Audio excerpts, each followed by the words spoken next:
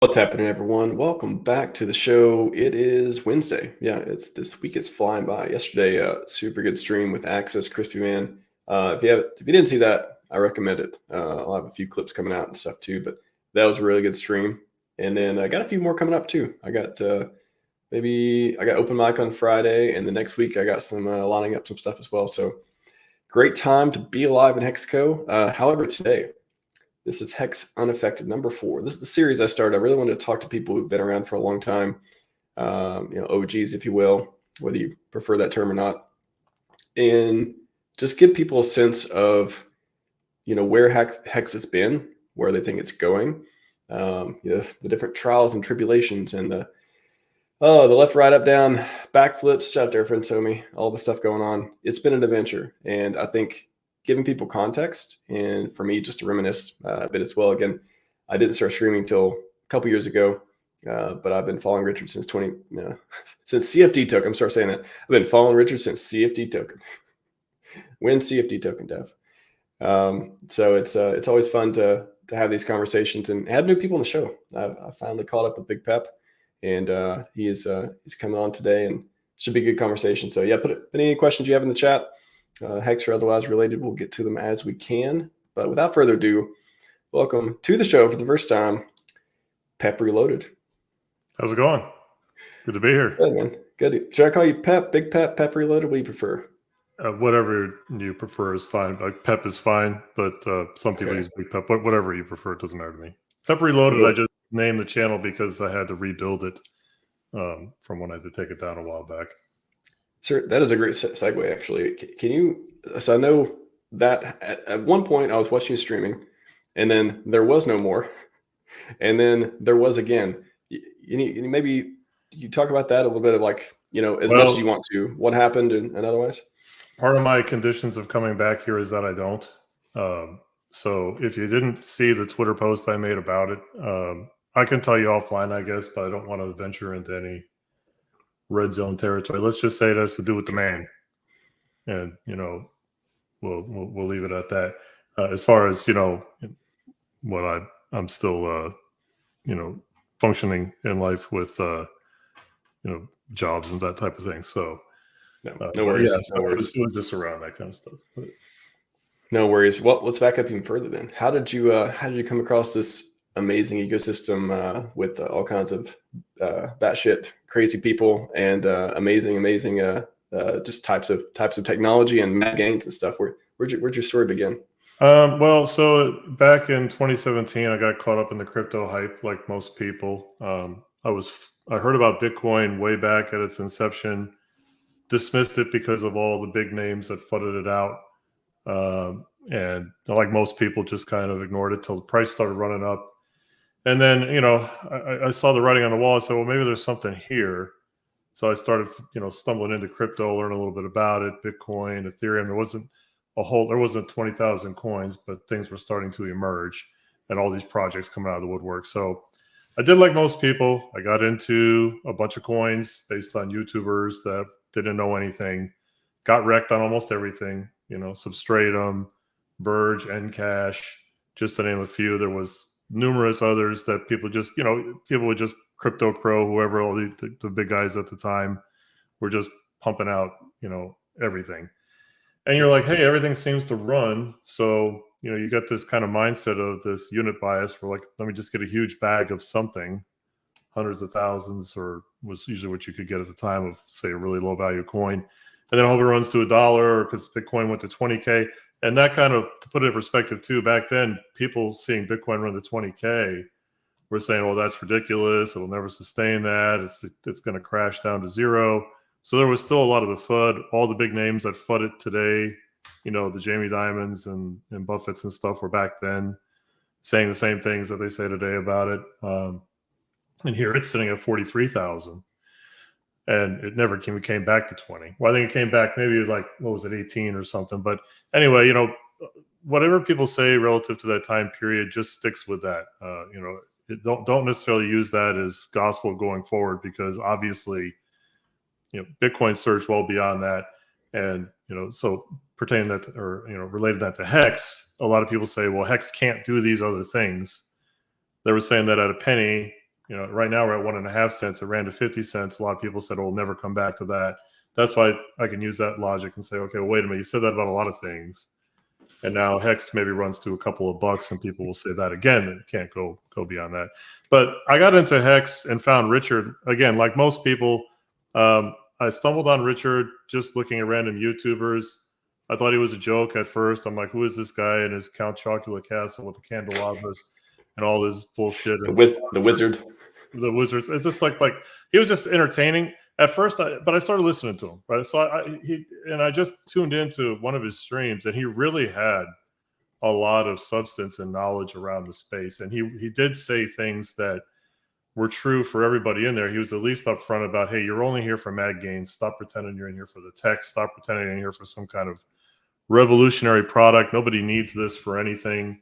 It's just pure speculation. It's a speculative asset class. There may come a point in time where we are using it to mint our car title NFT. That's long down the road, and I don't think that's going to be a profitable type of asset at that point. It'll just be a digital utility. But back in 2017, you know, so this is after everybody got wrecked, by the way. So when the market crashed is when I found Richard. I didn't find him prior to that. And would I have listened to him? Probably not. I probably would have jumped on the hype trains like everybody else did, and then come back after you get wrecked. You know, once you get schooled in something is when you really start to learn. Once you get hit, people just, you know, they run before they walk a lot of times. So, you know, I listened to hours and hours of his streams, and, you know, he would just go on sometimes 4 or 5 hours at a stretch. I think some of his were like 6 hours long. And the thing is, you would re-listen to him. Like, you'd be waiting for him to stream again, because he did quite frequently, at least once or twice a week. But in the interim, you might replay it because you'd always catch new nuggets of information.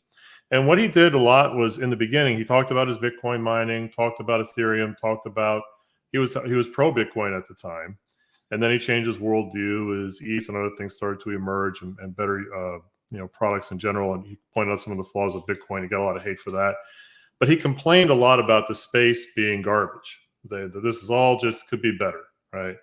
And eventually he said, you know what, I'll just, instead of, you know, complaining and pointing things out, how about I make a coin? So that's when he proposed to make that coin around, and I keep forgetting what it was, some kind of physics analysis or something. CFD token. Yeah, CFD token. And that got tanked. And that one I wasn't really super excited about, because I'm like, oh, this is kind of a bullshit use case, but whatever, I'll buy it just because he's launching it. Then he rebranded into Hex and monetized time and tried to mimic a CD in the real world. And I said, hey, this is really cool. Now, will it go run and take off? It's crypto. Who knows? But I felt like he had at least enough knowledge, financial power to get good devs and to support it and to speak to it, which he did in the initial phases of the launch for Hex and the AA. He was streaming constantly. He debated a lot of people. What I found surprising, though, when Hex launched, I really expected the big crypto communities or the big crypto influencers to embrace it more.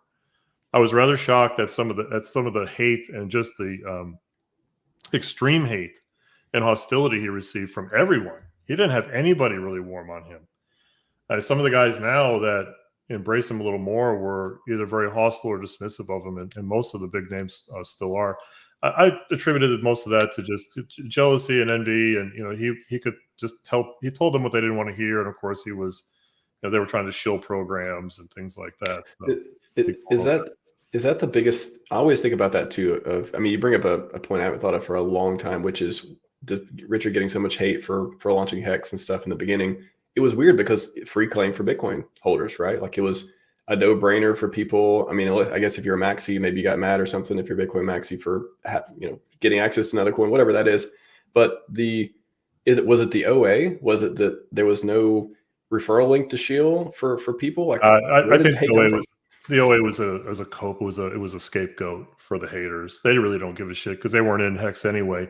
I think they took Bitcoin like a religion, and they just dug in, and it had to be that, and there could be no other. And I think they felt Richard was a threat to them because he was so well spoken in the space. I mean, there's a lot of coins that launched back then that nobody got that hostile about. Nobody cared, because I don't think those people had the knowledge or the clout or the muscle to get it, you know, up to a point where it could, you know, take some investors out of Bitcoin. And the Bitcoiners, at least the guys that were probably heavier into it, they were probably making money on other affiliate links and stuff with Bitcoin. and they didn't like him personally. Because keep in mind too, Richard, he's a very proud guy, right? He's a smart guy. He lets you know it, and he's not bashful about calling people idiots and pointing out their flaws. And of course, people get very angry when you correct them or when they get exposed for their ignorance, especially when it's in a public forum like YouTube. So there was some of that I think he had as a result just of his own image and his own personality, that haters just emerged out of there, and they didn't want him around. They're just like, make this guy go away, because they couldn't debate him effectively. They didn't like his facade. And again, he's not a bashful guy. He's got a big ego. He can back it up with what he says, but again, people don't necessarily see that as well. It was a myriad of things, but when people are in a coin, and Richard did point this out about Hex too. He's like, you will love a coin until you sell it. And then you'll hate that because you don't want it to go up and you miss the boat, right? And then when somebody else is launching a product that could maybe pull funding or investors away from the asset you're in, you're going to get hostile too. We see it right now in the Hex community with people launching projects. I don't agree with some of them. Some of them I think are garbage. Some may be okay. Some are just copycats, whatever. But again, you see the aggressive, hostile, just spite malice that comes from people even within our own community. Now extrapolate that to something like Bitcoin, that was a first mover, has a lot of history and investors and a lot of diehards that were also, don't forget, mining it at the time. It was still profitable in 2017 to a degree to set your house up to mine Bitcoin. So the last thing you wanted was some guy to come out and say, hey, you don't need to do that anymore. We don't need proof of work. Or we're gonna launch on ETH, which was proof of work at the time, but he was even migrating to proof of stake. He's like, look, we can do all the things that be more efficient and faster and better and moon more than Bitcoin. Bitcoin's like the dial-up modem. Here comes Hex, like we could maybe call it the Ethernet of the time, Cat5, and now with Pulse, it could be like fiber optic, OC148 networks if you want. But there's a lot of this stuff that I think is just rooted in all of that. Had it not been him, I think it had it been somebody else to launch it, like a Charles Hoskinson, or if Chico Crypto launched it, or George, or one of these other guys that didn't like Richard, I think it might have been met with resistance. But because of their audience and their personality, it maybe wouldn't have been quite as hostile. But it is what it is. It still succeeded. Things still went well. The OA has been a controversial topic, even within the Hex community, since its inception. It's one of the attack vectors that the haters or people that FUD Hex use, because they think, well, it's just this, Richard's going to go and dump all the coins and take all the liquidity. But if he's a liquidity provider, for the most part, it doesn't really make much sense to do that. And that's a one-shot pony, right? Because if you FUD your own project, it's just going to be wrecked and never come back. So he wouldn't. It behooves him to keep it successful and moving more than just he's not a cash grab kind of guy. That's one of the reasons I liked him, was because he was one of the few founders that actually already was allegedly rich. Now, nobody verified his bank accounts, but it was pretty safe to say the guy had enough money where he didn't need to pump and dump and rug his product. Those Burberry bears can't be that cheap. What's that? So those Burberry bears can't be that cheap. I don't know what they cost. I'm sure he always buys the premium, limited edition products. So I'm sure they're a few bucks, probably more than my car at least. Yeah, he's man. There's so many things with Richard too. Just the different phases too. We had the outrage marketing. We had the bring your heroes here to die. The Bait King, which, man, I think that was my favorite, I would say, overall. I mean, I'm probably not alone. It's probably pretty obvious, but it's like seeing him take people and just be like, okay, you disagree with me? Now, he had a way of, it wasn't always, everything he said wasn't 100% like actually accurate. There's some things he would say, he'd repeat over and over and over. I'm like, okay, that's clearly not going to hold up if you actually deep dive into it. I'm being a technical person. Some of the stuff he talked about, Bitcoin spaghetti code, I'm like, that's definitely a point you could bring up, but how relevant it is, all this stuff too. But he had a way of like, you will not win. Like, I will win this thing. Like, no matter what, at the end of it, the people will know that I won, and I'll get the points from that. And he built up the clout and otherwise from it. So he's a master debater, if you will. And just to master it, just moving people's emotions into his favor. Now it's hard to do that when you get red candles and 2 more weeks and stuff for a long time too. But I think it's incredible how he's demonstrated the skills to bring a community together, and of diehard people. Like people, there's plenty of people who've left the community. Some of them come back, some of them don't. But especially, you brought up the projects and the different stuff happened on PulseChain the last few months and thing. And even on Twitter, I can see people, they'll be like, oh, they'll start just shilling this one project. They'll start promoting it. Like that's their thing now. That's what they love. And then a month or two later, oh, you never hear that again. It's this new one. It's this other one. Usually, or that's pretty rare in Hex. That's pretty rare in PulseChain, I would say. In Hex specifically, I guess we could go on, where people have been here for years. Now, you and I have been here for years, like either owning Hex or promoting Hex or otherwise. And it's like, there's so many people. I don't know if we could get a count of people, hundreds or thousands of people, you think, have owned, promoted, loved Hex for years now. Yeah, the community at this point is one of the more impressive components of Hex. I think the resilience of the community is impressive and unpredicted to be at this level and continue to grow. Second to none, really. You can't say anything otherwise, because it's certainly taking nukes left, right, and center over and over again. And to your point, Richard was very, I would say, somewhat like charismatic, but he was also, with crypto at least, he spoke very well. He could take you from a point of uncertainty or where you had assertions or even what you expected the space or you thought the space functioned like, and he could correct you and educate you, but then also motivate you at the same time, because things would start to click and you're like, oh, wait a minute, this really can do these things. And don't, take unibias and market cap and all this stuff, like the vanity metrics and things that we would fud our own selves out with. He would kind of, open your mind up around that and how things can function and how far these prices can go. And now he's always cautious about price predictions. He wouldn't do them. I mean, look, even the Howey test, how many people honestly knew or understood the Howey test before he mentioned it? I would think if people were being honest, very few. Unless you're already in the finance, I didn't really ever think about it. I wasn't aware of it. And I follow the stock market, but it's just not something that comes up a lot. Until now with crypto, you hear it all the time. And of course, the SEC going after all these other assets, it gets mentioned here and there. But until he brought it up, and that was in the very early days of Hex, which gives me confidence for the future of this too, because he put a lot of thought into what's happening now back in 2019. I mean, these things were carefully calculated, and he did, as much as he did stream and as much as he did, debate and gloat and all this kind of thing, he was very careful to not put himself in a position of expectations of profits and all this type of thing. No roadmap. I mean, there's a bunch of projects out there, many that you could pick that fall under, that category of like, look at these guys. They're basically trying to run it like it's a business. He didn't do any of those things. So I think he's covered himself very well and detached very well from that. The outrage marketing, that's where he kind of lost it with me. I can assert as to why it probably happened and why he did it. I mean, he's not a stupid guy. I think there was maybe a motive behind it. I don't know if it was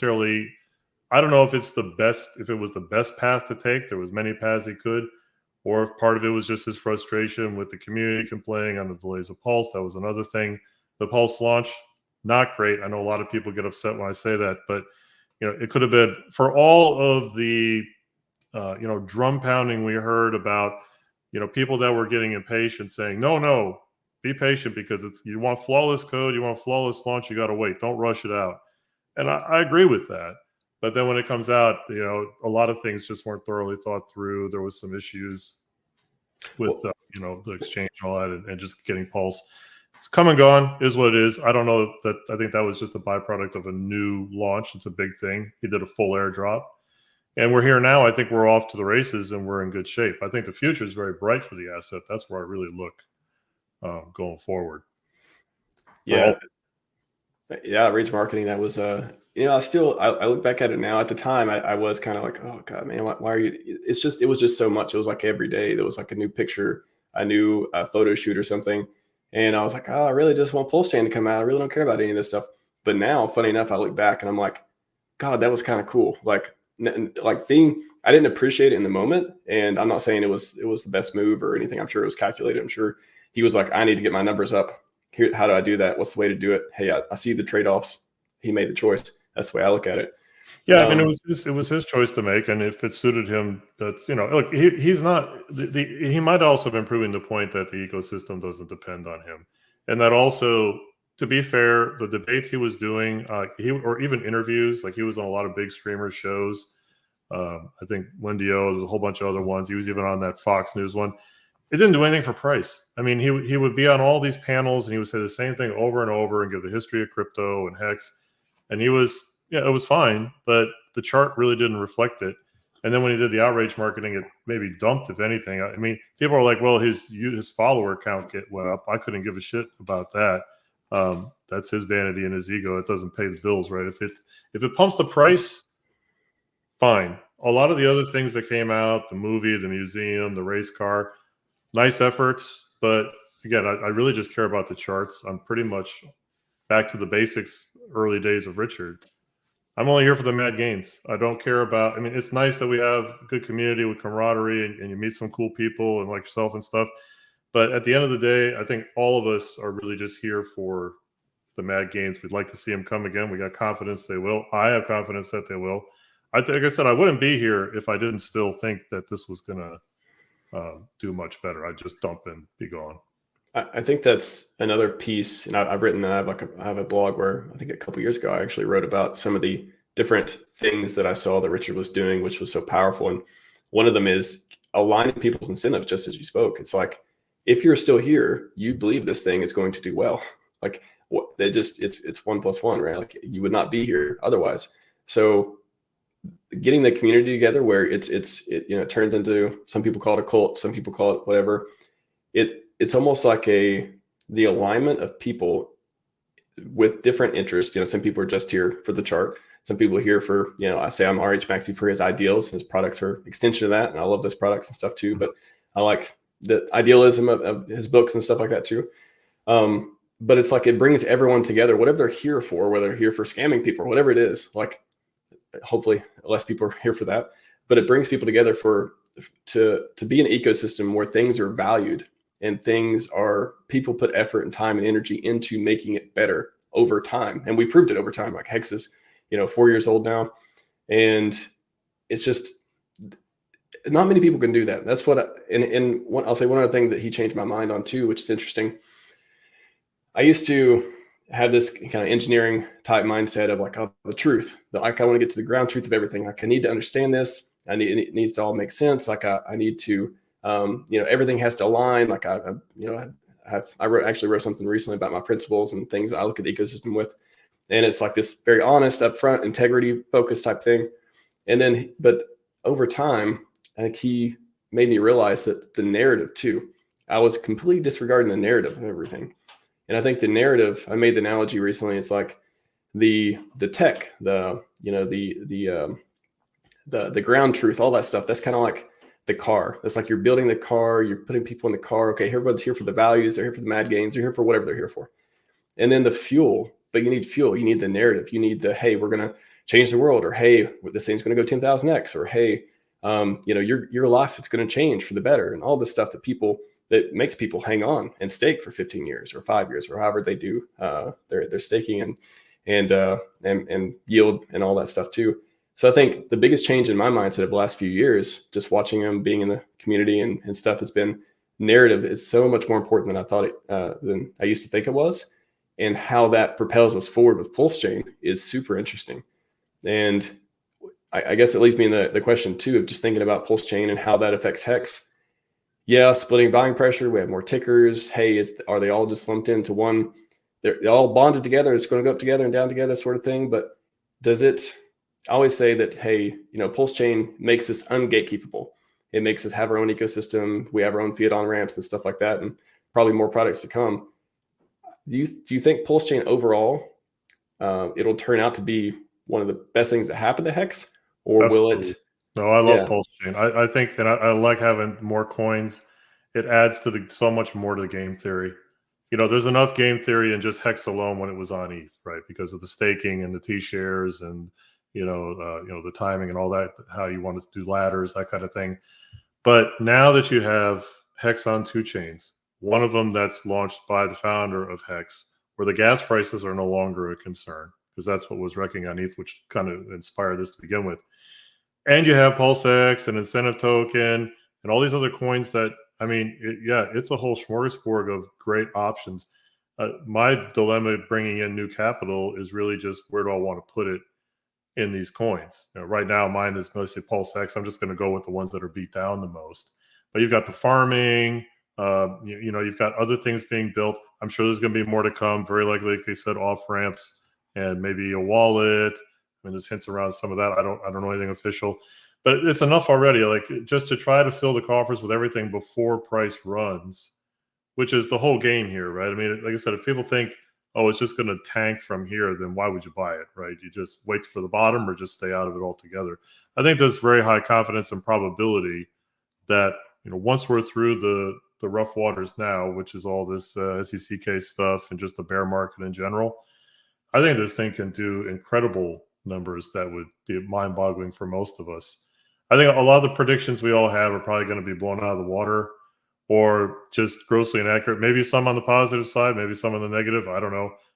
But I think Pulse is the one that's kind of a little bit of an anomaly for me, because the price, if it gets too high, it makes the gas too expensive. 10-cent Pulse, now we're competing with like ETH price, USD dollar value gas. But 10-cent Pulse is a huge run from where we are now too. I'm not saying it couldn't get there, but we just have to see how things play out at that time. And even that wouldn't be terrible gas, but looking at how much Pulse you have to use to do a transaction, it would factor into the dollars more than your pennies. That being said, community is key. Hex and Pulse, really, the community should pat itself on the back, because Richard, while he did, bring it to fruition and launch it, it's his product that he got off the ground. Without the community, if it was just him, this would have never gone this far, right? Just the founder alone can't do it. You need, a group, a tribe of people, a cult, whatever they want to call it. It depends who you listen to in the community. Some people definitely act like simply cheerleaders. Other people are a little more rational minded or reasonable. And some are just straight up dirtbag scammers or vampire attacks in the community. It's going to happen everywhere. But the community as a whole, at the core, it keeps growing. The intensity, the determination, and the conviction around this speaks volumes. It should be something you consider before you just fudge yourself out, or you think that it's hopeless or it's all lost. There's a lot of intelligent people in the Hex community, even since day one. And, people have, again, some have come and gone, but I think we've gained far more than we've lost over the years. And the fact that we're still here, and this crypto is, what is this going on? 5 years this year? 4 years? 5 years? The end of this year. It's pretty amazing. And Pulse being brand new is very exciting too, because this has never run yet. Like, Hex already had a big run to 50 cents. It could still go way past that, but it came from, prices like we see now on PulseX. Pulse and PulseX haven't done anything yet. They haven't had their 100x or 1000x or 10,000x. So there's a lot of excitement around just filling the bags on those, which is why I don't get into a lot of the other coins. Like I said, some people launch other coins. Most of them I've heard of. I haven't done a lot of research into them in general, just because either the use case isn't appealing, or it's a copycat-ish, or it's a bizarro version of Hex, or the founders are shit, or they're just broke people. Like I said, if the founders, to me, a red flag with launching a crypto. It doesn't mean the crypto is good or bad, but if you're broke already and now you're launching a crypto, you have a very high incentive to rug pull. And not only that, how are you going to afford good devs unless you're really a good dev yourself? To avoid exploits. That was one of the things that Richard did well with Hex. You have to admit that coin was targeted for attacks all along the way. They would love to have exploited Hex and brought it down to its knees. It didn't happen. So robust code definitely matters. You don't get any second chances. In fact, we saw Copycat relaunch twice because of exploits and problems. They had to fork twice. Yeah, just on community projects too. I'm very selective of the ones that I pay attention to or otherwise promote or talk about, because I think I want everything to support the blue chips in some way. I love hex derivatives, for example, because they obviously help hex. Anything that locks up TVL, that can lock up a lot of value on PulseChain. Anything that really helped what I call the blue chips, hex, PulseChain, and PulseX. Those things I think are good, or they're obviously not good for onboarding, like fiat on ramps, for example. Like obviously getting people onto the bridge straight, all that stuff is good, but everything else, it's kind of a case by case. Like how much buying pressure am I willing to split? How much time am I going to be? And that's why, Pep, why don't you create your own coin? Why don't you create your own token? When people, when I think about that, I mean, even obviously you could hire a dev and do all the stuff. You have a brand, you could, maybe be successful, maybe not. But for me, it's like, why don't I just buy Hex? If I really believe in this product so much, and again, nothing against people who create their own coins or NFTs or whatever, but the way I think about it is I'm very careful with my time. I want to promote the things I think are most healthy, and again, help the blue chips and stuff. And if I'm creating my own token or whatever is going on, I'm going to be taking time away from promoting Hex, like implicitly, whether I want to or not. I have to in order to help that be successful. Taking buying power away, taking people who follow me, leading them somewhere which hey, I better be ready to make this thing do well, otherwise I'm going to get them wrecked. I just don't want that responsibility. I don't want to be a part of that. Well, that's I just want to buy a good product. One of the reasons I'm careful to get too excited about others is because of that. Your reputation is smeared indefinitely, right? If you lead people into the slaughterhouse, even if you did it under good intentions, thinking that, oh no, this is going to work, and people are very unforgiving with that, right? And then we've seen it time and time again. I'm of this philosophy too. If I feel that my main assets, like the Hex ecosystem assets, have peaked, then I might stump some profits into other speculative products. I'm sure there's projects on Pulse. Maybe some exist now, or that will be coming in the future, that will make people rich as well, or they're going to have massive gains at some point. I mean, just like Ethereum, a lot of the projects on there that people got rich on were not launched by Vitalik, right? But it took years. But the majority of them on there were crap, and people just lost their money. In fact, everything I bought was on Ethereum, and they all got destroyed. And a lot of these were like Substratum was a big pump project, and it all went shit. So you gotta be careful. When you get into it, it's already ultra high risk with crypto in general. In Richard's coins, you're taking it up another octave to unfathomable risk really for these other projects meme coins and things. They're a dime a dozen. Now, some like Shiba Inu, a lot of people got rich on Shiba Inu, but most of the other derivatives of it, nobody made anything unless you were the founder or just an early adopter that dumped at the top and it never came back. So that's where I'm cautious. I'll throw the beer money in, if I have some extra, small petty cash, have a little bag of it. I'm okay if it runs on me and I miss that boat, because I feel like the ships are in for all the Richard projects. And it's not a maxi concept. It's just, like I said, I'm not a Richard Hart maxi. Anybody who watches my channel knows that. I mean, I respect the guy, but I'm not one of these simpy cheerleaders either out there for him. And I'll criticize him on some of the stuff too. But I think his brand and his product is solid. And I think that there's the best use case, especially in the Pulse chain. I think there's a lot of headroom for these assets to grow, which is why I'm in them. I mean, like I said, if I thought they already hit their ceiling, then I'd be like, okay, it turns into like the S&P 500 with mediocre yields and small dividends a year, and you aren't really going to get any gains on it. It's just a more stable product. We just aren't there yet. We have this is a good time. Again, people felt they missed the boat on a lot of this stuff. Well, the boats are back.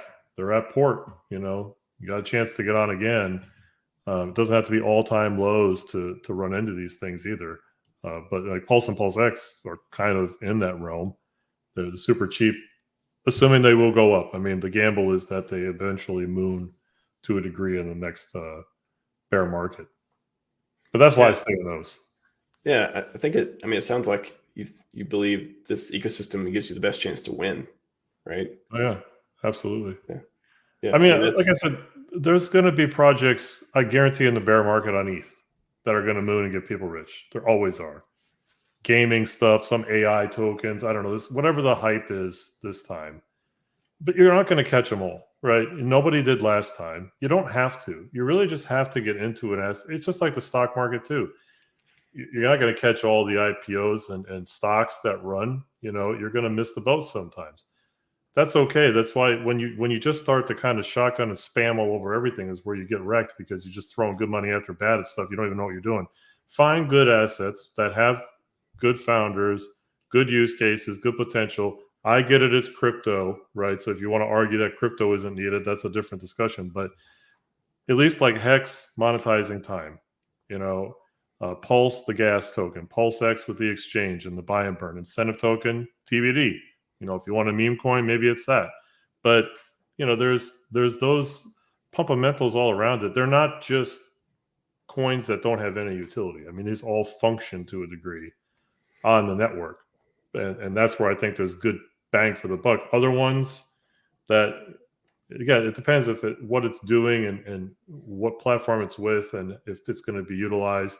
Which, again, there's some that might do very well. I'm not going to say they won't, but I just think that the odds. Here's what I look at too: if I'm going to get 1,000x in a Richard coin, and I'm going to get 500x in this other coin, well, I'd still rather be in the Richard coin if it's going to moon. A lot of guys, though, here's what they're thinking. They think, well, this other coin will do 1,000x first, and then Richard's will 10,000x. So I'll just take all the money from here and dump it into Richard stuff. Lots of luck with that. That's the trader mentality. Time in the market really out, but good luck. Yeah, I mean that's I like the way Tommy talks about it too. 90% core, 10% lottery. It's not as if even if you are just totally all in this ecosystem or mostly or whatever your position is, it's not like you can't take a chance on other things as well, or hedge or whatever strategies. But it's just when you start promoting it, when you start just pumping out all the information around it, that's different than just buying it, holding, if it goes up, maybe I'll turn it into Hex or PulseChain or whatever. But if you start like turning your brand into that, and then you better hope it doesn't fail. You better hope all the coins you trade, are you actually doing 90-10, or each day you're like, no, maybe I should do a little bit more. Now you're 80-20. Oh, now you're 70-30, on. And now you just got a little bit of Hex left or a little bit of Pulse. Now you're all in this other thing, which is not an RH deal, which you could speculate that RH is not going to let anything go to zero because his whole idea is glory and all this stuff. So, it's a slippery slope. I bank on his ego and his legacy, and like most people want to be remembered and admired. I think that's a very strong fundamental, far more than him being a rich guy. If he was a rich guy that just wanted to live like a hermit, then he probably wouldn't be doing any of this. But people like to have, after they get so much money, their next objective is to be the greatest, right? Their legacy, right? It's why rich billionaires still work and still are in the spotlight, because they don't want to just fade to black. And Richard's one of those. He wants to be the greatest guy in crypto. He wants to have the greatest product. And back to the earlier part of the conversation, where all the haters that were attacking him so viciously, he would love to see those people eat their words and stand corrected. And some of them already have had to do that. But he would love to come out and have a big win across the board here. It just can't be denied. Like, there's no ambiguity about it. It's like he's out there. He won. He beat everybody that came up against him, including like this SEC case. And then it's a big victory parade. I think people are waiting for that. That day's yet to come, but I think it'll be here in just a matter of time. Does he tick all the boxes for founders, as far as rich billionaire, however you want to put it, smart, obviously, very savvy, all the stuff you've seen him do over the years, and then in it for glory, as you said, in it to win. Like he is heavily incentivized to win. That's just his personality. That's his personal goals. He talked about it a million times. Like that's why I kind of look at it too. Is like, I don't agree with everything Richard does and says, and his ideals, some things I disagree with. But the most important things that matter, I'm absolutely like ticks all the boxes. Yeah, the core fundamentals. There isn't a person in the world that I agree with 100% on everything. No matter how close you are with somebody, there's going to be certain things you don't align on. That's just human nature. And yeah, there's things on Richard and his facade or personality that I don't really either relate to or I'm not on board with. But it doesn't matter. like I said, the core components of why I think that this can pump and why it will are strong with him, and that's why I continue in the system. And hope for the best. I mean, nobody has a crystal ball here, but if you're in crypto, I mean, it's a very volatile space. You've been here long enough to know. I think most everybody here has that. Yeah, it's going to be some rough roads. We've been down there for a little over 2 years now. It's not been fun, but again, you just kind of bide your time. What you have to look at too historically, if you go through these cycles, and again, you can look at stocks or anything else. When there's hard times and things do eventually take off, and you're in the right products, you always look back and you say to yourself, man, there was like 2+ years on this chart where I could have bought this for pennies on the dollar. I could have just put in $100 a paycheck and I'd be rich right now if I was buying Amazon at $5, $7. And I saw those days come by. But it's hard to do back then because there's not a lot of confidence that it will ever come back. You think, well, a lot of these other ones like eToys just went out of business. You could have bought it all the way to zero and you would never just lost all your money. So there's no guarantees in life, right, except death and taxes. And in crypto, it's a very speculative, volatile space. We don't know what's going to come up next, and it goes broader than that. It's like a sci-fi movie. Like everybody's fighting on this one planet, but then there's these other hordes from other galaxies coming in to destroy you too. If you zoom further out of crypto, like there's all the infighting in Hex, and then in crypto in general, and then all the big guys. The dreadnoughts outside of crypto trying to shoot it down, like the Genslers and like Jamie Dimon finally came out the other day. He goes, look, I support your right to buy Bitcoin and crypto. I just wouldn't advise doing it. Okay, that's fine. I'm good with that. But he came out swinging at it not long ago, saying that the government should ban it all. There's a lot of people on his side with that in politics and business. So there's a lot of enemies of the state here beyond just random altcoins and pump and dumps and bad founders. I haven't heard rat poison for a while. I know that was Warren Buffett's famous line. And that's when it hit 10 grand and he said rat poison squared because he said it was that at $100. So to be fair, didn't it go down to 3K after that and then shoot back up obviously, but I think that was funny enough. I think that was like a good short-term call. 2017. Yeah, that was probably because I remember in 2017 when the markets crashed in like early 2018. And Bitcoin was down to like 2,800 or so. And then, you know what? Same story, right? Look back and say, today you say, oh man, I just would have bought, if that's all you knew about, I just would have bought a bunch of Bitcoin. But it was hard to do back then because you thought maybe, okay, a lot of people said 20K was the top. It's never going to come back. It crashes to 2,800. It could go down to $2. There's no certainties, right? So it's easier said than done in hard times. That's why I think DCAing is a good thing, and also to just do something else with your life, not invest more than you can. Leave your emotions at the door. I know a lot of people don't do that, but don't invest more than you're willing to lose. If you're sweating charts and waking up at 2 a.m, refreshing the apps and the prices, and you're freaking out because it went down, that's not a healthy mindset. And it's going to be just as unhealthy when it runs because FOMO bags, if you guys haven't experienced those yet, are worse.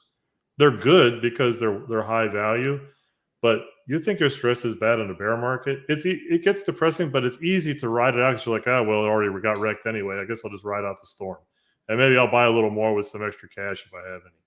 When the FOMO hits, this is why I think most people won't make it to Hex at even 50 cents again, much less $1 or more. Is because it's been so long and they've endured this for so long that when it goes up higher and higher, you don't know how long it's going to go before it maybe crashes again. So 10 cents, 20 cents, and the bags start getting heavy for some of these guys, especially those that have big Hex bags. They're gonna dump. We had a guy last night dumping a whole bunch of Hex and Pulse and stuff. I think Sami posted about it. I saw the chart, like huge red wicks down. Mm-hmm. It's going to happen. Wait and see. A lot of these people, I always say, don't judge people by what they say, judge them by what they do. A lot of guys go forward facing, come out and tell you, oh, just diamond hands, 5, 5, 5, 5, everything. Don't listen to all that. Do what works right for you because most of those guys are lying and full of shit. They'll have like 1 or 2 5, 5, 5, 5 stakes and everything else is coming out about now, which is why I think we're going to see a lot of volatility. Most people stake 5 years or less of the portions of their bags. Like almost everybody that was in early has 10, 15-year stakes. I have them too. But because of the uncertainty of that time duration, I mean, that's a long time to wait, even still today. If you came in 1 year, okay, reasonable, up to like 5, that's where most people landed with the bulk of their positions for staking. And I get it. It makes sense, right? It's a risk tolerance thing.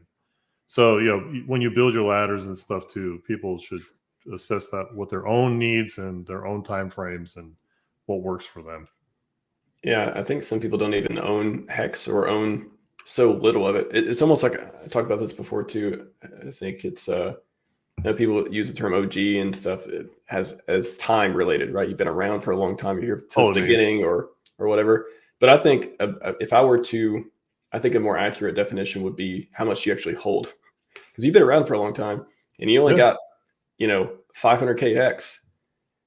Or whatever number. I just kind of threw out a number. But if you don't have that much skin in the game, how sticky are you for this ecosystem? How much are you aligned to keep pumping out content, keep saying nice things, keep buying, keep telling other people to buy? Like how, and where's your other money going? Like where's your mind share? That kind of thing. So I think that's a more accurate varies, definition. I think. Yeah, person to person. I personally, the OG thing is just like you said. It just means you were here, you heard about it first. It doesn't necessarily say anything about your investing, abilities or success or anything. It just means, oh, I happened to find Richard and I happened to get into this coin first. Bravo. I'm in the OG category, but I'll tell you right now, I didn't get the lowest bottom. I'm an idiot. I missed that boat. So that's my biggest regret, to be honest with you. And heck, still, even after all the shitstorms we've been through over the years with this ecosystem or just the markets, I still wish I could go back to the earliest days and then all in at the bottom. Okay. And it went right past me. So it's not, going forward, that's why I'm still bullish too. It's like, if that's my biggest regret, that I didn't have more, then, going forward is still pretty positive. Well, shout out to all the OGs and all the ones that aren't here too, because if you're an OG in Hex and you aren't here, I hope you're living an amazing life. And to me, I hold nothing against you. Please go out and enjoy your island. Go. If you never come back, we never see you again, hopefully things are going well. Like I also literally wish anyone well who won the game and then went to live their real life. Like that's, I think there's nothing to be ashamed about, or nobody owes anybody anything. Nobody needs to hold on forever. This is funny enough. This is once the cycle completes, it'll be my third cycle. And if I were to be generous to myself, I would say I'm too good at holding. I'm too good at pushing out, delaying my gratification in a way, and not trading enough. It's just funny to see people who got in Hex so early. I remember on Bidesk, I remember thinking, man, is this thing going to go? Remember trading Satoshis? Is it going to go to 2? Is it 1 right? Is it going to go to 2 or 3? Like, am I going to have to go to the ETH pair and start trading this thing? What's going on? Yeah. It's crazy. I'll say this about OGs. There's some of these guys, a lot of them are cool, like you said.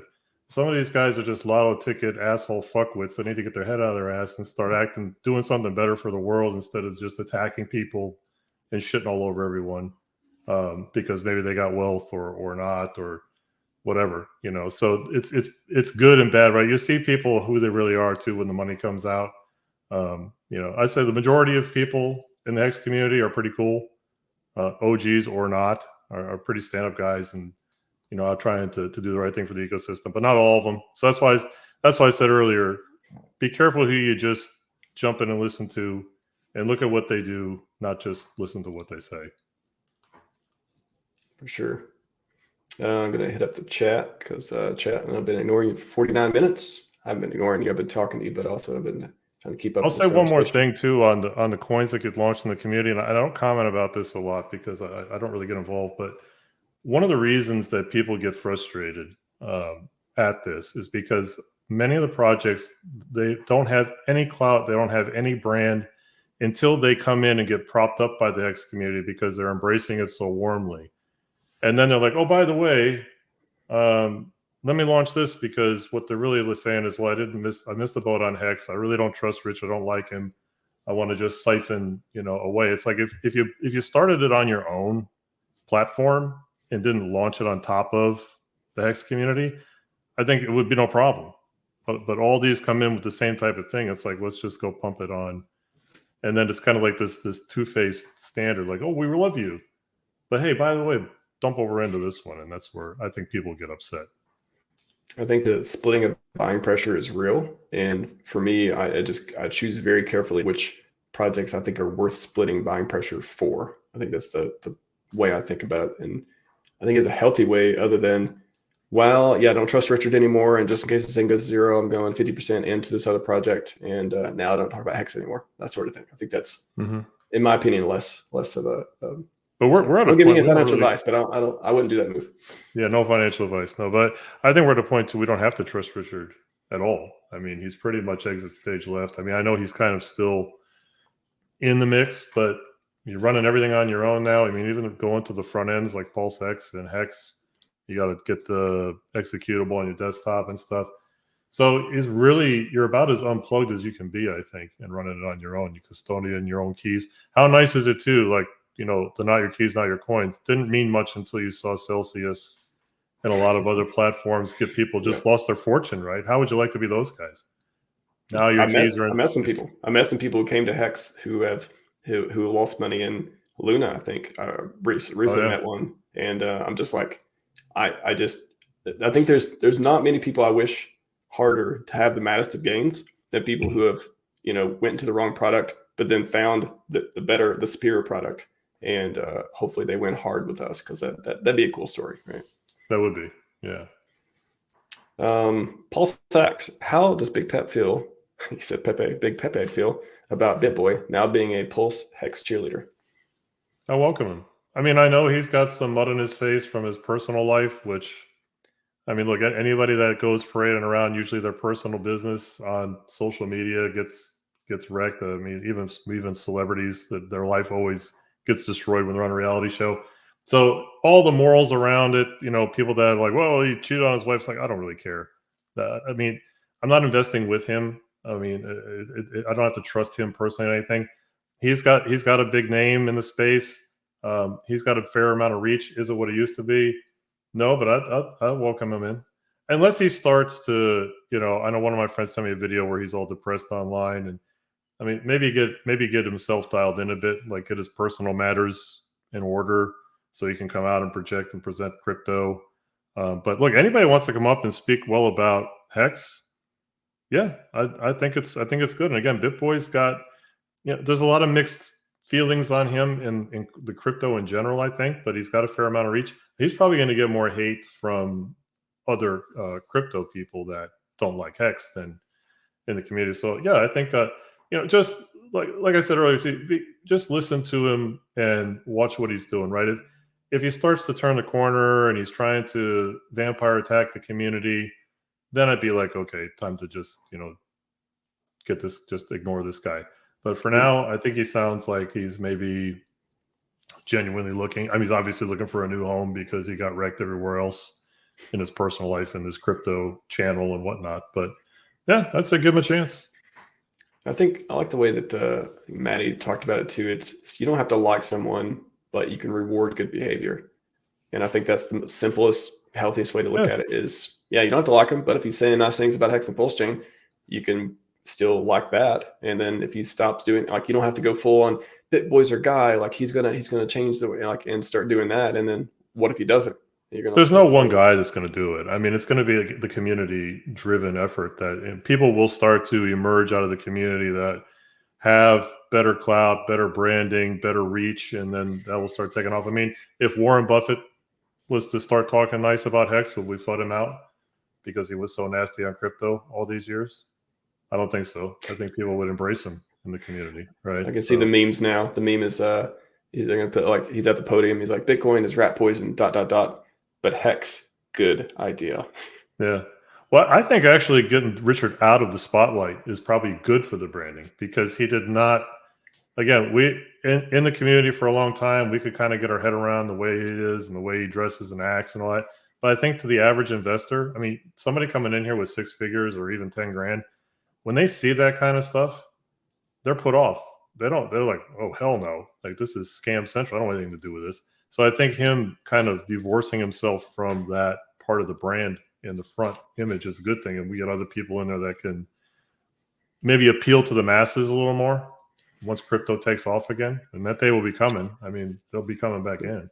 So the counter to that would be, people come here to make money. So whether the brand is they like the brand. I know traditional investors, of course. I mean, yeah, I want everyone to come into Hex. I know they're definitely turned off or have been turned off by Richard. The president type of thing. Oh, United States is one thing, the president's one thing, but hey, he kind of represents the deal. But it's still a good place to live and have kids and all that stuff. But do you think that green candles? Everyone's like, I don't care what Richard does. Here's a place to make money. Do you think that's a big enough factor?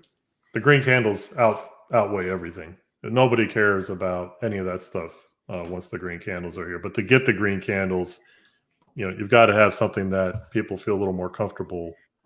It doesn't have to be a guarantee. It doesn't have to be, but just something they're a little more comfortable easing into. And even back to like some of the toxicity in the community, when people come on to Elon's toilet bowl on X and see all this shitstorm going on there with these people fighting and acting like a bunch of teenage girls with all their toxic nonsense, nobody serious wants to come in and invest when they see that kind of stuff going on. They think that it's falling apart. Speaking of that, yeah, it is kind of a chicken egg problem. I can see that too. Mm-hmm. Speaking of toilet bowl X, the toilet bowl sides of X, at least I muted so many people. I luckily, knock on wood, I don't see much, which is great. Mm-hmm. Nobody tell me about drama. I don't want to hear about the drama. Don't tell me about it. New World Disorder. We all want money, success, except when someone else's, we hate them. What is wrong with their heads? Do you think that feeds into the drama too, where we have so many sub communities now that some doing well, some aren't doing well?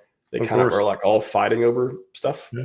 Money elicits a lot of envy. People. I mean, some of the guys in our own community come out and they can't shut their mouth about their own success.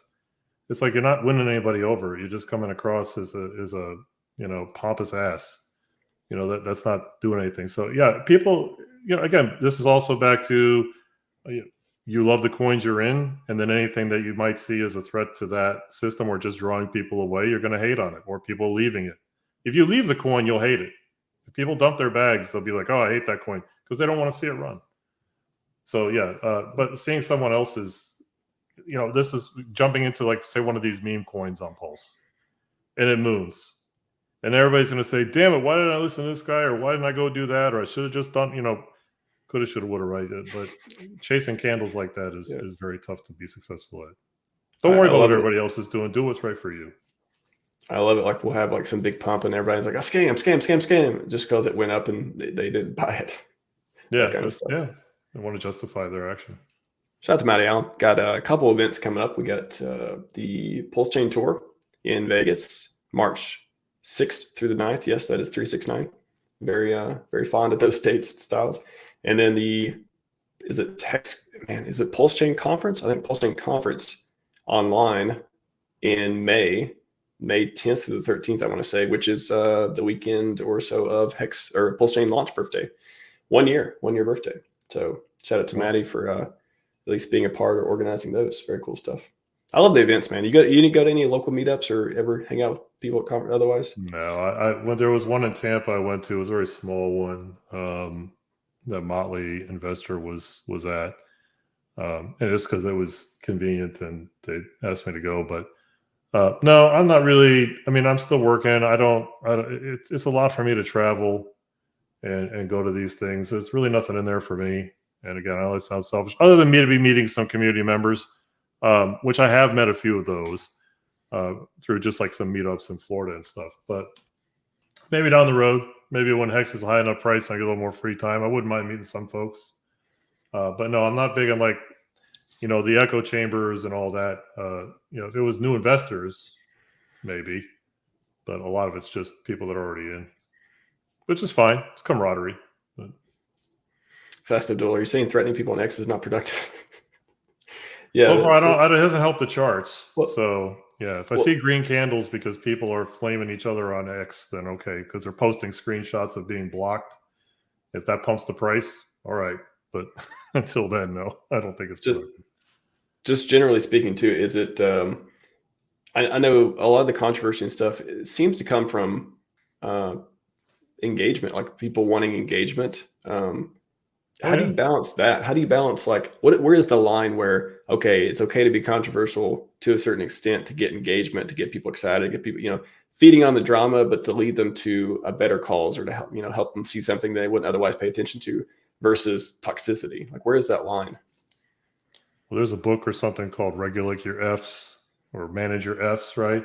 So when it comes to that kind of stuff, if it's a controversial topic or something to debate about, you're not going to solve it on X. You're wasting your time. Just don't get involved. When I look at my X feed, it's like 2 minutes, if that. I look for updates on maybe the Hex Whale bot, if Richard posted something, or there's something going on in ecosystem, the SEC case, like what's his name, Nuclear Herbs, posts some stuff when he reads the legal documents. Yeah, I'll look at that. I don't necessarily even have to comment unless I have something useful to say. I see a lot of stuff that can get you gaslighted or triggered or whatever the popular term is.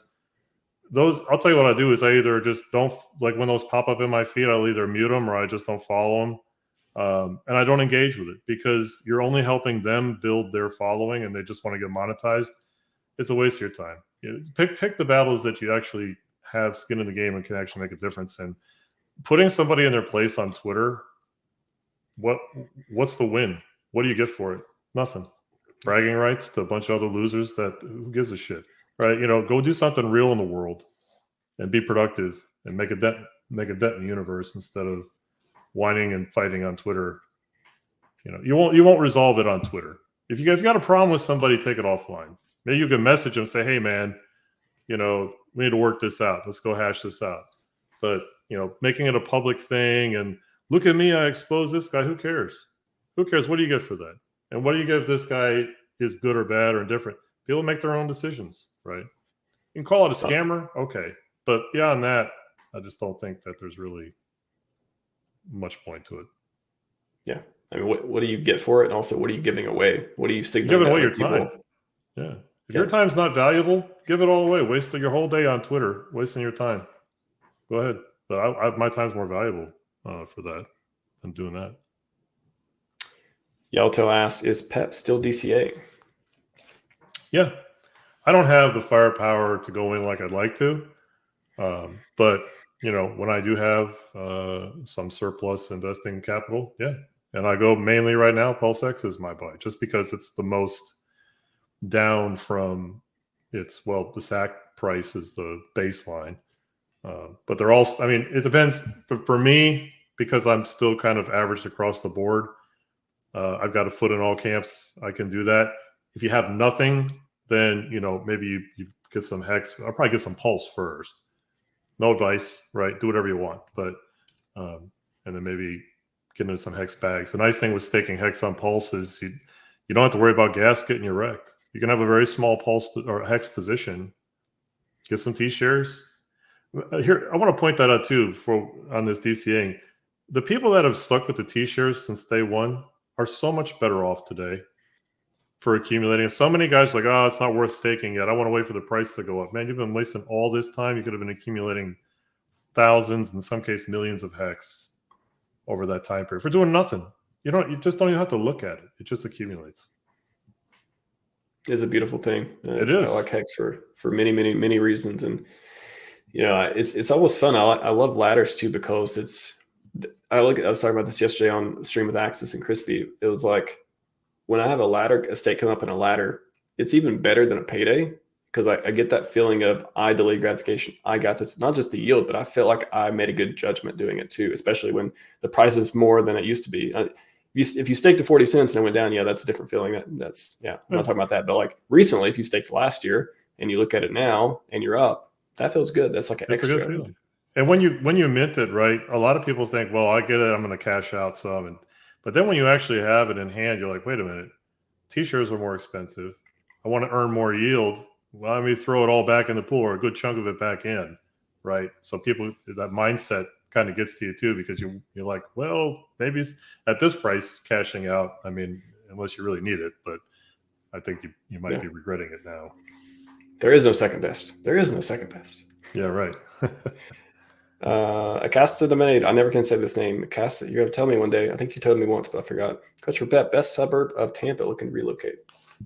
Best suburb of Tampa? Oh, I don't know. It depends how far north. If you want to go to Tampa Palms or Cheval, if that's fairly far north, or the New Wesley Chapel areas, if you want to stay down in South Tampa, that's a lot more aged area, like West Shore District. I mean, I'm assuming you probably want to have a pretty nice place, or I don't know if you're looking for a condo or like Soho and Hyde Park. I don't know. I don't know. There's a lot of. It's hard to answer that because I don't know what you're looking for. A family house, or you want just like a nice like high rise condo downtown, Channel Side. Depends what you're looking for. Go live on Bayshore if you can afford it. There's your nicest suburb. Nice. If you hex out $1, you can.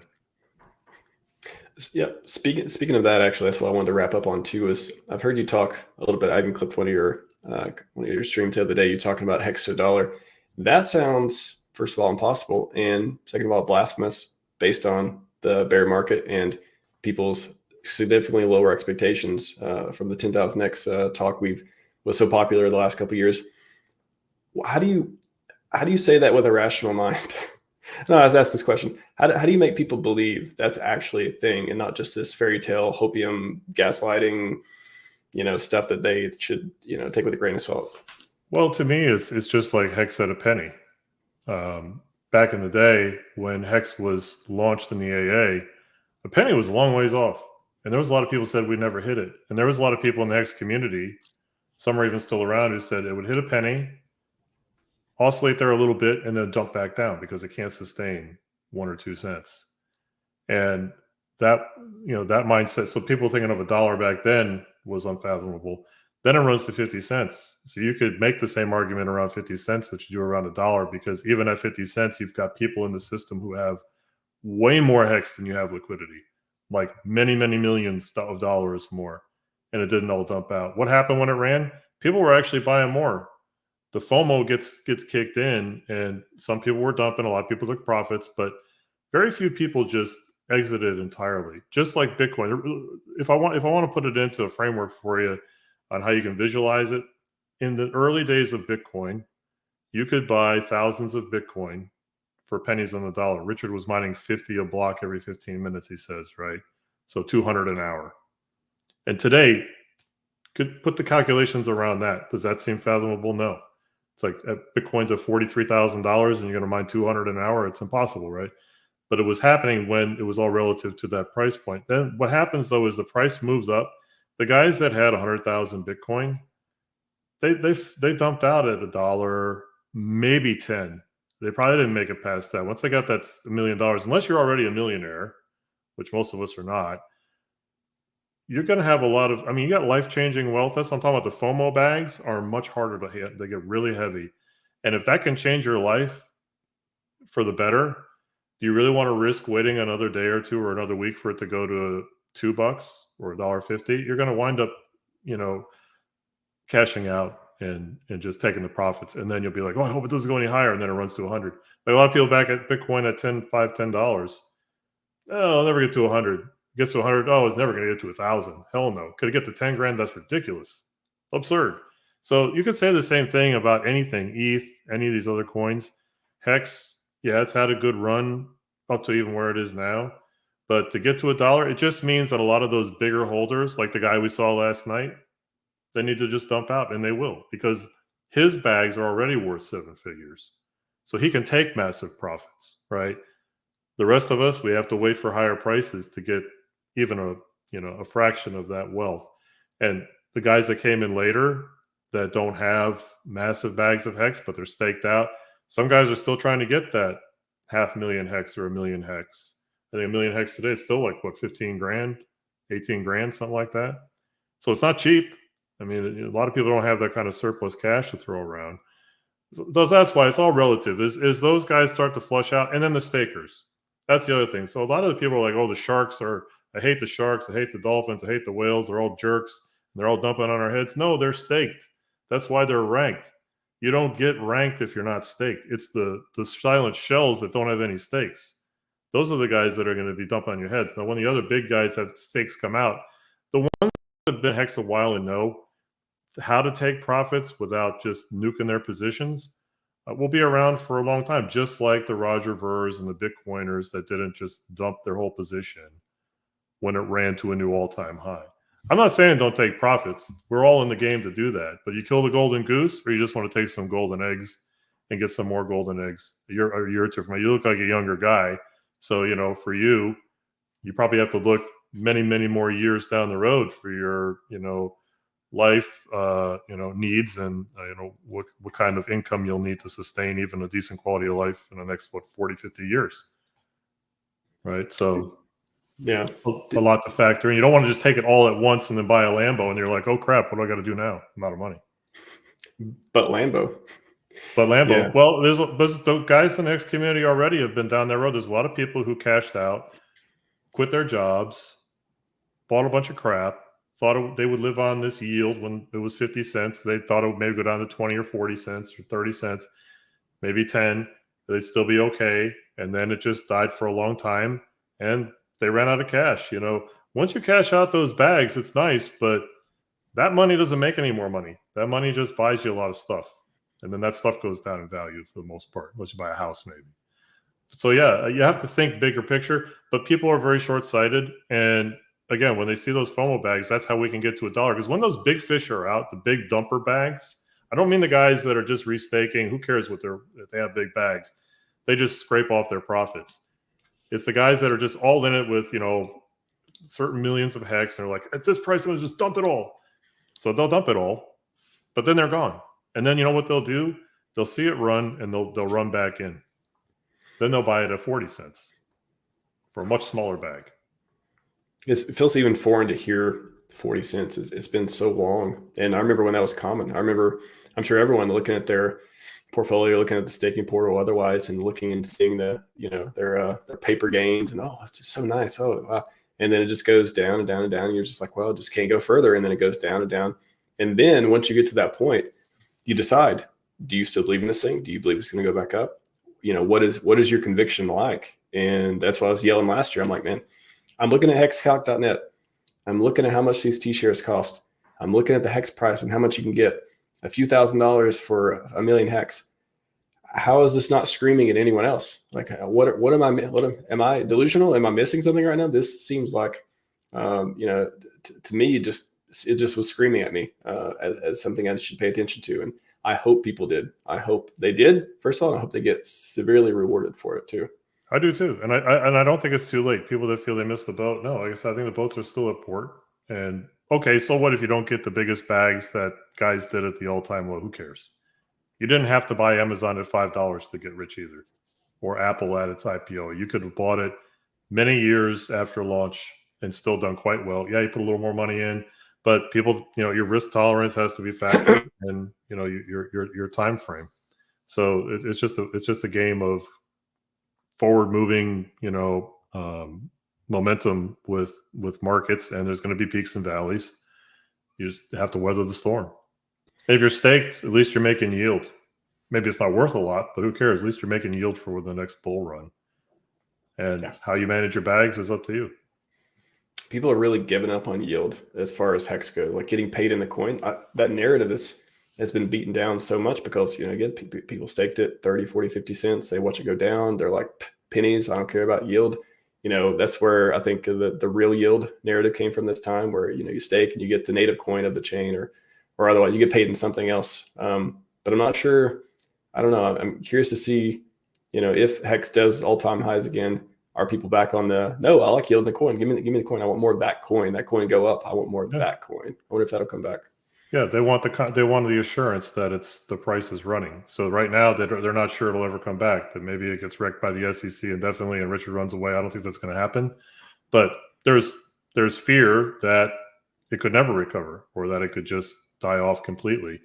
There is that probability. I just think it's very low compared to, this is crypto and how this is playing out. I think that I'm not saying go, again, no financial advice either. I'm not saying go FOMO into things, but buying it cheap. Look, if you think it's game over, then why are you here, right? If you think hex is never going to recover, then okay, go look at something else, right? It's like a company could come back, could not, right? There's a lot of companies that reemerged and did quite well.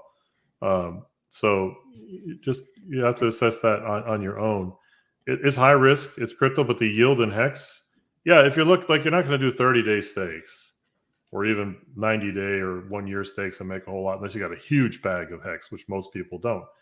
That's a good thing, right? Because those guys have been flooded out for it too. The guys that were cycling at 50 cents and 40 cents and constantly dumping massive hex bags, a lot of those guys have cashed out. They're like, screw it, I can't make enough on these short stakes. I don't want to stake for years. So they're out of the pool. We need those guys gone for it to get to $1 and beyond. Because then the guys at $1 that are dumpers will be the ones with hundreds of thousands, not hundreds of millions of X. Do you think the whales we see in PulseChain, where they're dumping Hex, dumping Pulse, like we saw the other day as well, do you think that they're just kind of pricing the risk in of, whatever they think is going to go bad or going to go not so good or going to go sideways or whatever, and they're saying, hey, I think crypto in general is going to go up, so I'm going to go take this and put it in this other thing I know I can get a 10x on, and I don't care about the 100x of PulseChain or whatever they're thinking. I think you nailed it. I think that's what it is. They're going to chase green candles elsewhere, which is why we'll see, if we see the bear market or the bull market come, and I had a stream where I talked about this a while ago. One of the risk factors, this was before Richard stepped up with the lawyers to fight his case, is that if we miss that boat, people will dump, constantly to chase green candles elsewhere, because they're just, that's the way people are. They're degens. They're like, this is done. I'm seeing this run. I'm going to just take my losses. Who cares? Because I'll make it back up over here. This will do 1,000x and I'll be solvent again. So yeah, actually, I think that's what they're doing for the most part.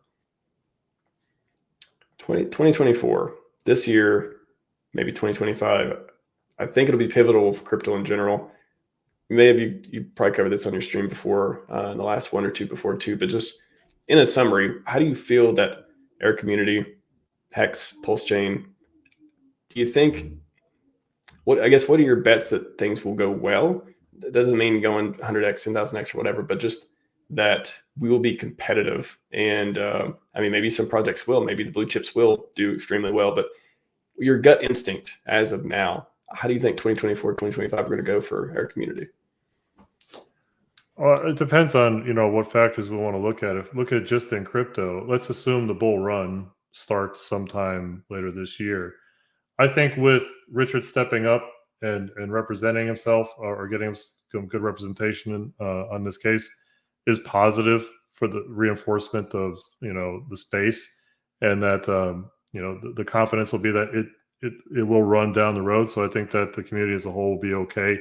When the green candles start to come depends on when and where Pulse and them fall in, whether they start at that time or a little bit later. But I think the community as a whole will embrace it. And with the bull market coming, I think the things to factor in outside of that, though, you got the election, you got a lot of macro economy, macro world things going on that could impact markets indirectly.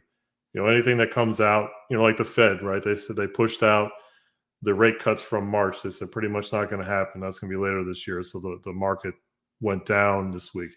Not a disaster, not like a cataclysmic thing, but still stuff like that, can oscillate markets in and out and kind of, delay the bull, so to speak. I think when the bull in crypto takes off, I think Pulse and PulseX and Hex will run with it. I just don't know if they're going to run as hard as some of the others in the community.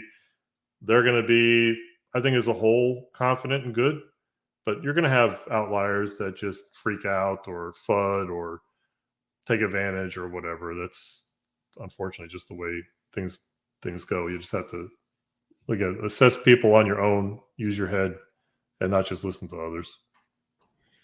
What is something, we'll wrap up on this too. What do you think that you'd wake up on Elon's toilet bowl, aka X, and you'd see that, and you wake up one morning, you see this tweet, something happened, some event happened that's a really good event.